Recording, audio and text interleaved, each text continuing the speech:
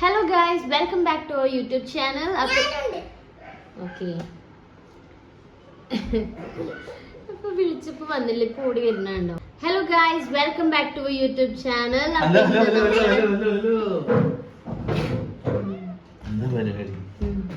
നിങ്ങളെയൊക്കെ ഞാൻ എത്ര നേരമായി വ്ലോഗ് എടുക്കാൻ വിളിക്കുന്നു? ലാസ്റ്റ് ഞാൻ വന്ന് എടുക്കാന്ന് വിചാരിച്ചപ്പോ ഇതാ വരുന്ന രണ്ട് സൈഡിൽ നിന്നും.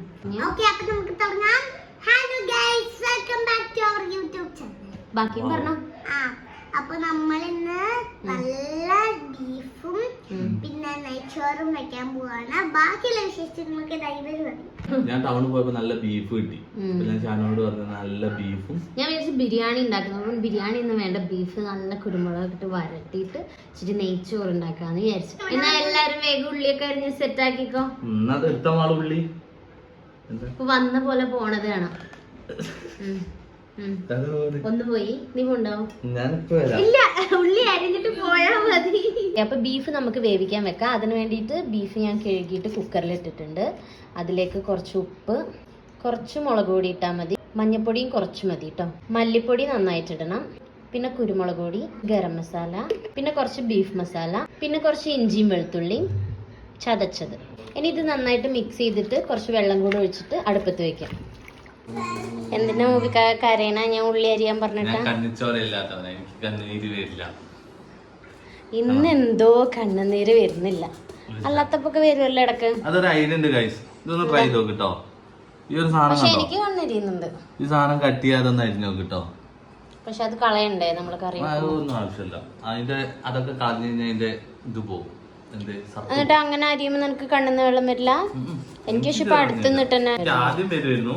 പക്ഷെ അത് ഞാൻ ഏതൊരു വീഡിയോയില് കണ്ട് അങ്ങനെ കട്ട് ചെയ്താൽ മതി. അതിന്റെ ശേഷം എനിക്ക് വല്ല ഇത് കണ്ടോ പഠിക്കാണ് കേട്ടോ ഗൈസ്. മാളൂട്ടിക്ക് എക്സാം ആണ് നാളെ അല്ലേ? പഠിച്ചത്രയും പറ നോക്കട്ടെ. Once an ant fell into the pond. A dog saw this. It picked up a leaf and thought towards the ant. ഈ കഥ മനസ്സിലായവര് കമന്റ് ചെയ്യണം കേട്ടോ. നമ്മളൊക്കെ ചെറുപ്പത്തിൽ കേട്ടിട്ടുള്ള കഥയാണ്. ഇത് മൊത്തം പഠിച്ചിട്ട് മലയാളത്തിലും ഇംഗ്ലീഷിലും ഒന്ന് നിങ്ങൾക്ക് പറഞ്ഞുതരാം. ഈ ഉമ്മമാര് ഇങ്ങനെ കത്തിയും കൊണ്ട് ഇങ്ങനെ അരിയില്ലേ, അങ്ങനെ സ്പീഡില്. എന്റെ ഇമ്മിച്ചിയും അമ്മായിയൊക്കെ അരിയണോ ഇങ്ങനെ അറിയോ നമ്മളിപ്പോ ഇതിലെ അരിഞ്ഞില്ലേ, ഈ സാധനത്തിൽ അരിഞ്ഞ സ്പീഡില് അവർ ഈ കൈയും കൊണ്ട് ഇങ്ങനെ അരിയും. അതൊരു എക്സ്പീരിയൻസ് തന്നെ. ബീഫൊക്കെ നന്നായിട്ട് വെന്തിട്ടുണ്ട്.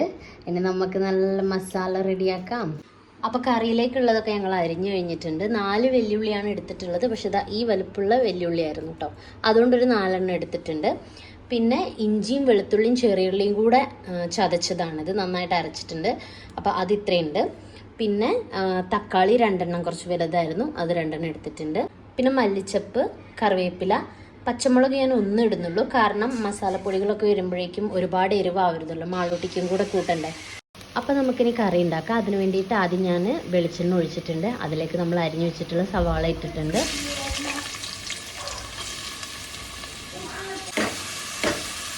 പിന്നെ കുറച്ച് ഉലുവയും വലിയ ജീരകവും ഇട്ടിട്ടുണ്ട്. അതിൽ കൈ ഒന്ന് മുറിഞ്ഞു ഗൈസ്. എനിക്ക് അടുക്കളയിൽ നിൽക്കുന്ന സമയത്ത് എപ്പോഴും കയ്യിൽ ഒരു മുറിവ് ഉണ്ടാവും. അപ്പോൾ ഉള്ളിയൊക്കെ നല്ലോണം വാടിയിട്ടുണ്ട്. അതിലേക്ക് നമുക്ക് ഇതെല്ലാം ചേർത്ത് കൊടുക്കാം.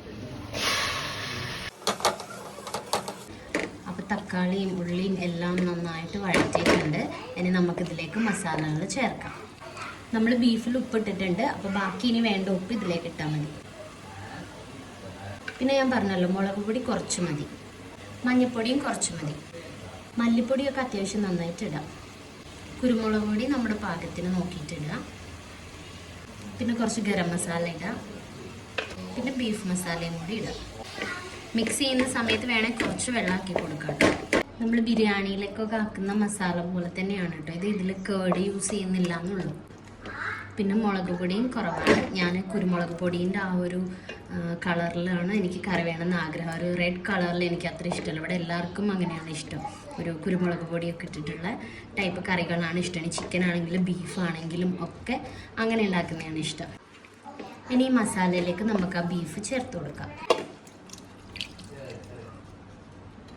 ബീഫിലെ വെള്ളം ഞാൻ മാറ്റി വെച്ചിട്ടുണ്ട്. അത് നോക്കിയിട്ട് ആവശ്യത്തിന് ഇട്ട് കൊടുത്താൽ മതി. ഇപ്പം ഞാൻ ബീഫ് മാത്രമാണ് ചേർത്ത് കൊടുത്തിട്ടുള്ളത്. ബീഫ് വേവിച്ച വെള്ളം പക്ഷെ നമ്മൾ കളയണ്ട കേട്ടോ. കറി നമ്മൾ ചിലപ്പം ഒന്ന് ചൂടാറി കഴിയുമ്പോഴേക്കും ഭയങ്കരമായിട്ട് കുറുകും. അപ്പോൾ വേണമെങ്കിൽ ആ വെള്ളം തന്നെ മിക്സ് ചെയ്ത് കൊടുത്താൽ മതി. ഇനി നമുക്കിത് നന്നായിട്ടൊന്ന് തിളപ്പിച്ചെടുക്കാം. ഇതൊന്ന് തിളച്ചോട്ടെ, എന്നിട്ട് ഓഫ് ചെയ്താൽ മതി. ബീഫ് വെന്തതാണ്, എന്നാലും ഈ മസാലയിൽ കിടന്നിട്ട് കുറച്ച് നേരം ഒന്ന് തിളപ്പിച്ചിട്ട് ഓഫ് ചെയ്താൽ മതി. ഈ ടൈമിൽ നമുക്ക് ഗരം മസാലയും കുരുമുളക് പൊടിയും ഒക്കെ ഒന്നുകൂടെ നോക്കിയിട്ട് വേണമെങ്കിൽ കുറച്ച് ചേർത്ത് നോക്കാം കേട്ടോ.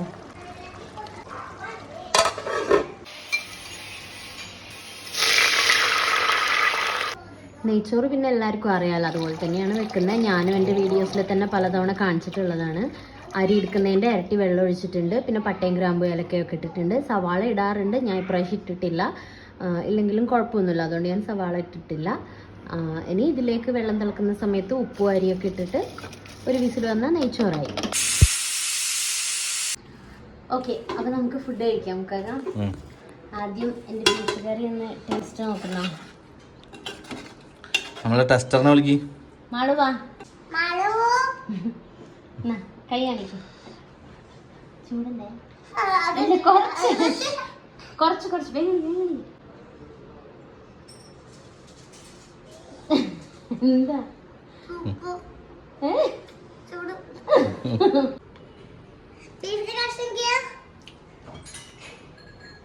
എന്നുണ്ട്? സെറ്റായോ? നല്ല നെയ്ച്ചോറിന്റെ മണം ഓർമ്മയില്ലല്ലോ. അപ്പൊ ഞങ്ങള് ഫുഡ് കഴിക്കാൻ പോവാണ്. ഇത് ബീഫ് കറി മാത്രല്ല, തൈരും ഉണ്ട്, മാളൂസിന്റെ ഫേവറേറ്റ് സംഭവം. പിന്നെ അത് അമ്മച്ചി വന്നപ്പോ ഇട്ടിട്ട് പോയ അച്ചാർ തീരാനായി അല്ലേ?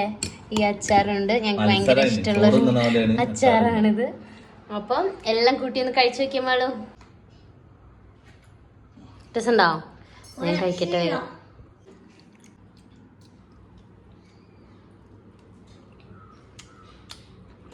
സെറ്റായാ? ഞാനൊരു പിടുത്തം പിടിക്കും. അപ്പം ഞങ്ങളുടെ ഈ ഒരു ചെറിയ സൺഡേ വ്ലോഗ് ഞങ്ങളിവിടെ വൈൻഡപ്പ് ചെയ്യാണ്. അപ്പോൾ എല്ലാവരും വീഡിയോസ് കാണുക, ലൈക്ക് ചെയ്യുക, ഷെയർ ചെയ്യുക, നിങ്ങളുടെ അഭിപ്രായങ്ങളൊക്കെ കമൻറ്റ് ചെയ്യുക. അതുപോലെ നമ്മുടെ ചാനൽ സബ്സ്ക്രൈബ് ചെയ്യുക. FBയിലാണ് കാണുന്നതെങ്കിൽ പേജ് ഫോളോ ചെയ്യുക. അപ്പോൾ ബൈ.